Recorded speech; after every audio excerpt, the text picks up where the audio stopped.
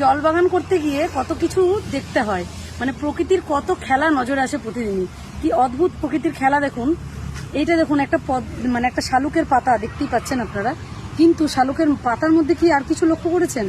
এই দেখুন, এটা হচ্ছে কিন্তু শালুকের একটা ছোট্ট নতুন চারা উঠছে, আর এইখানে এগুলো হচ্ছে রুট আর এই যে পাতা। তো শালুকের কিন্তু বিভিন্নভাবে চারা তৈরি হয়। একটা হচ্ছে পাতা থেকে হয়, এরকম পাতার ঠিক মাঝখান থেকে এরকমভাবে চারা তৈরি হয়। আরেকটা হচ্ছে আরও অদ্ভুত একটা জিনিস দেখায়, এটা দেখুন ভালো করে দেখলে বুঝতে পারবেন। এটা হচ্ছে একটা শালুকের ফুল ছিল, সেই ফুলটার থেকে আরও কতগুলো কুড়ি হয়েছে, আর একটা চারাও হয়েছে, ছোট্ট একটা চারা। এটার আবার ফুল থেকে চারা হয়, কোনোটার পাতা থেকে হয়, ফুল থেকে হয়। আর আরেক এই শালুকের ফুলের ঠিক গোড়াটা, মানে ফুল ফোটা হয়ে গেলে গোড়াটাতে থাকে শালুকের বীজ। এই ফুলের গোড়াটা ফেটে গিয়ে যে বীজগুলো, ছোট ছোট বীজ জলের মধ্যে ছড়িয়ে যায়, অনেক সময় লক্ষ্য করবেন আপনারাও যাদের জল বাগান আছে, তো সেইটা থেকেও আবার নতুন চারা সৃষ্টি হয়।